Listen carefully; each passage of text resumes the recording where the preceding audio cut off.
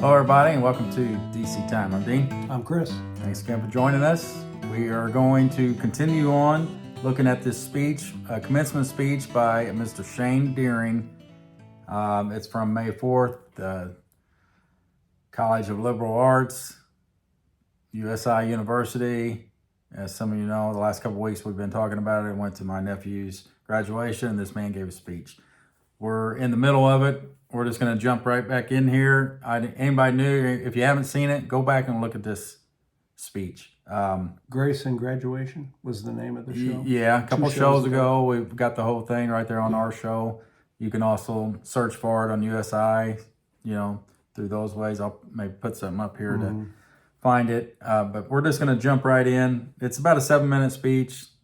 It's worth listening to if you haven't seen it. All right, so with that, we're right in the middle of the speech. We're just going to, again, hear some of his comments, and we're going to talk about them. So here we go. So as I think back on that experience, I realize, though, that there are 3 practical lessons that I've carried with me since that day, and they seem particularly pertinent to you. First, embrace the power of unexpected moments. As new graduates, you are on the precipice of uncertainty. Accept this. God will often surprise you with instances of clarity and insight that come unexpectedly and often amidst pain. Embrace these moments and remember them. Keep watch and notice these graces. There's so much there. Just so many things he says that you and I think our interest in this speech was so many things he says, you're like, gosh, some of that stuff sounds just like Paul speaking. I mean, he's saying things that we can kind of support with scripture that Paul has shared with us. It is good. We like the part 2. And like so many people know, clarity can come seemingly out of nowhere. He's like, keep watch for it. It's what I like to add to it. And I think he's also has that heart to where it will come eventually. Keep watch for it. God's going to bring that clarity even when it seems like it's not. And a lot of times it's in the deepest moments of pain and confusion. He says things often like that. amongst pain. Right. And that is, and I think it's an interesting thing. Suffering, we have all kinds of scriptures. Philippians 1:29 about suffering. For to you it is graciously granted for Christ's sake, not only to be believing on him, but to be suffering for his sake also. That's granted to you to suffer. That's his story too. Through his pain, yes. He didn't bring, all these things were happening to him. Teetering on despair, and then out of that, he got a moment of clarity that shaped his life for years. Yeah, since. And he goes back to that moment. I think sometimes what happens in those moments. This is me just imagining. I think focus. Things come into focus in pain and in suffering. He will bring up another point here shortly when we start it back up again about the traditional view of what success should look like.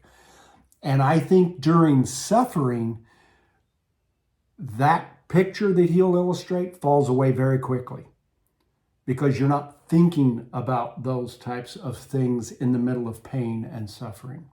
Typically, I think you're thinking of your loved ones.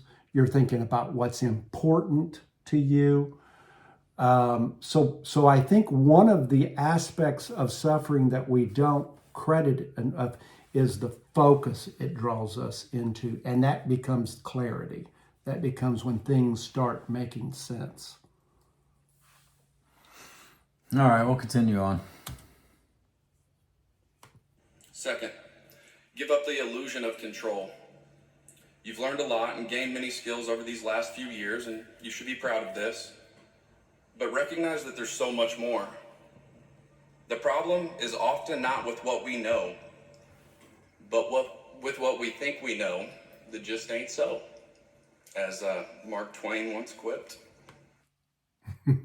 All right, give up the illusion of control. Huge statement. Yes.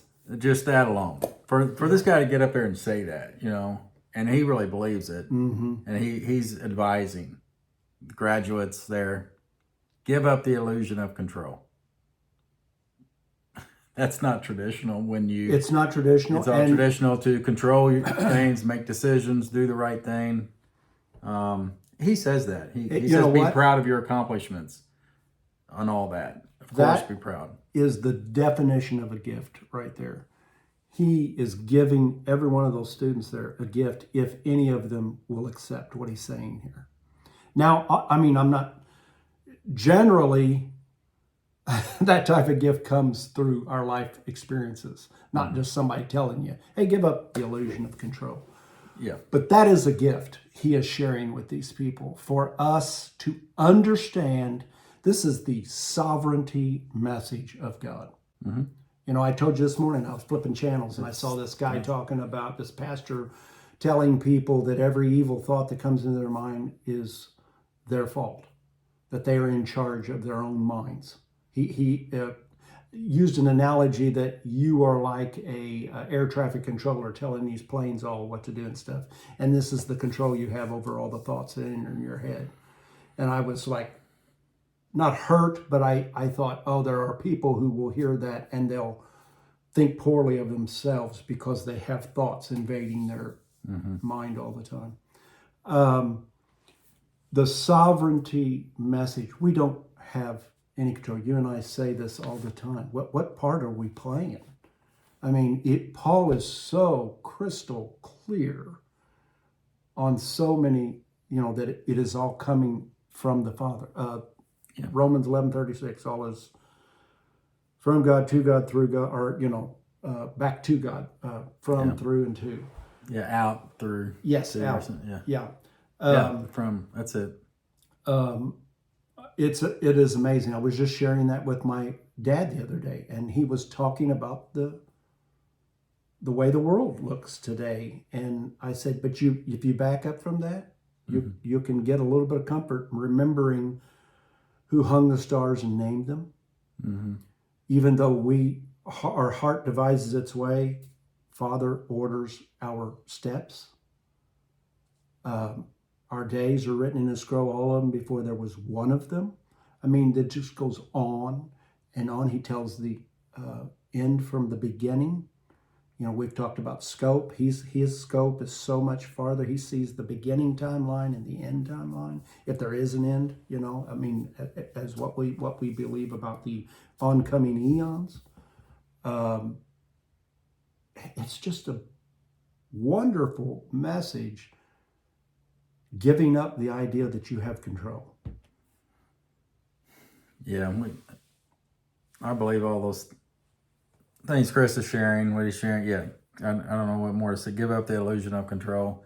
That's a wonderful place to be when that is visited upon us, to know that, okay, there's a plan or a place, or like Chris said, all these things in our world we don't understand. If it's a design for a particular reason, you start resting in, okay, it's all for something bigger than ourselves or our circumstances that seem so tragic. There's something bigger going on. So to give up that illusion that I can control my circumstance to where it's going to benefit me, it's a good place to do. Easy to say. Right, and when you're in the middle of that, we're not saying we don't understand in the middle of that. You aren't trying to orchestrate and stuff. That's what we do. That's a good point too. Just interrupt you there. We always want, when we talk about the sovereignty, make sure we make that point too. What's happened, because it can be a troubling subject, troubling thought for people. Yes. But for us, and we get that. We don't want to say we don't get that or didn't come through that. Just to share our experience, though, it's so wild. We're more now knowing we don't have control, knowing Father's in sovereign. He's in control. It frees you up to act. It frees you up to make decisions, if that makes sense. You're free to all of a sudden do more if you want to look at it like that. It's not like, oh, well, just nothing matters. You don't have any control. Just don't. It's the opposite. What happens? We make millions of decisions all the time. Yeah. And we're free to do those things and act in those. So none of that goes away. But that's a lot of the fear. Like, well, I'm going to look. Well, what are you saying when you're saying I don't have control or things like that?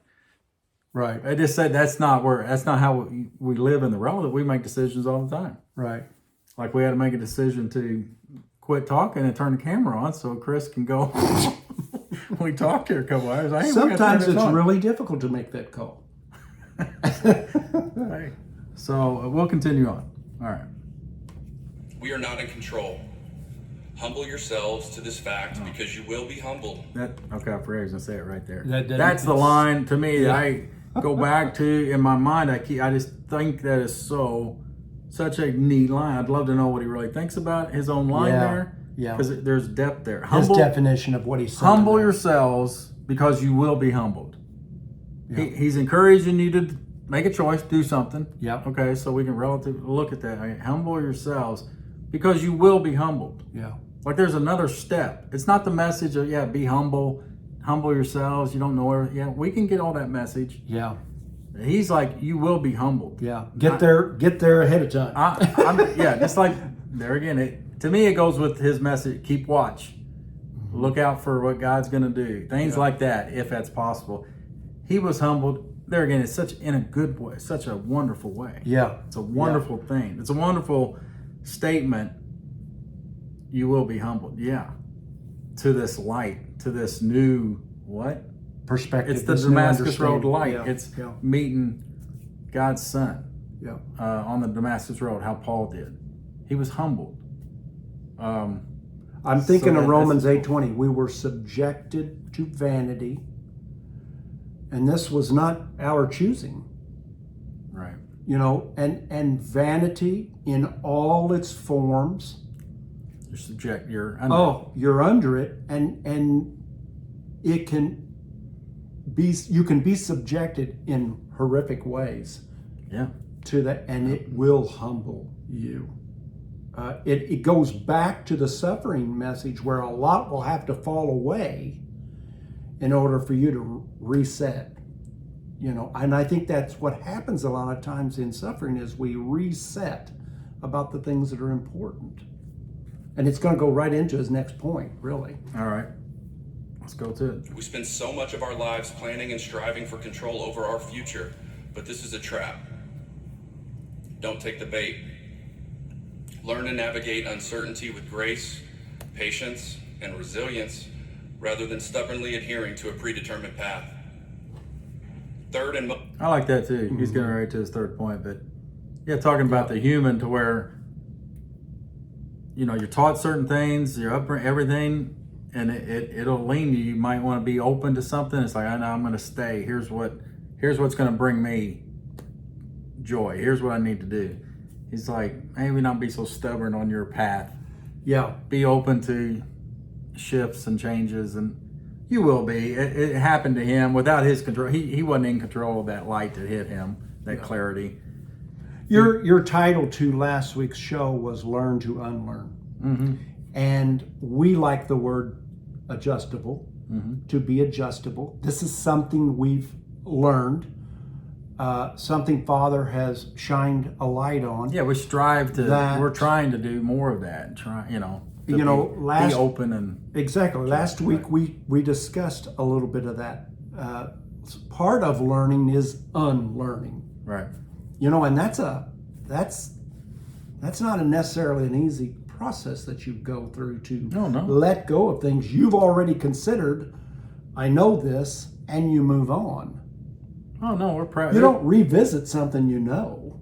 Yeah, and then all those silly things of everything ties into that he talks about also in the speech of you don't want to have to say, I wasn't right I was wrong about that. Right. That can be tough, right? You don't want to get there like it's a fear. We've said how many times we said we love being wrong. In the context of yes, Father shows us something greater. Exactly. Exactly. So- When it happens, it's the treasure hunt thing all over for me again. Right. It's like, and then I get so excited about what else may I have wrong, and he's going to show me how it's wrong or whatever. And so now we embrace the unlearning. Now we're excited. I mean, to share Yeah. back and forth what we unlearned this week. All right, we'll keep going. Most importantly, seek meaning beyond material success. The world works in tandem with our egos to hypnotize us into believing the measure of a successful life is wealth, status, and the accumulation of things. This is an insidious lie. Fulfillment comes from deeper sources: sacrificial love, dedication to family, compassion for a stranger, and frankly, contemplating the mystery of our creation and the love our Creator has for each and every one of us. Now, I know it's easy to say these things, and to live them and keep them at the front of our minds is hard. But as you leave here today, please remember the world is not what it seems. We are all part of a larger story, one that invites us to make a single choice, and to make that singular choice over and over again, whether or not to love one another sincerely, in spirit and in truth. So my friends, I encourage you with all faith and humility and love I can muster. Go forth today with eyes that see and ears that hear, praying unceasingly to live a life not of the flesh, but of the Spirit, full of heart. Thank you for your attention. God bless you all. And once more, congratulations. All right, we might have to just visit this next week. Yeah, because he ties that up so good. there's so much there we want to talk There is about. so We'll go much. another Let's do that. 20 minutes. So, Yeah. right, let's, I love that last part. There's so much in there. So, He puts a perfect bow on that. so we'll focus in on that. You guys focus in on that. That's what we'll talk about next week, that last section. So, Yeah. all right. So Well, we love you all out there. Hope you have a good week. love you all. Have a great one, and thanks for the comments. See ya.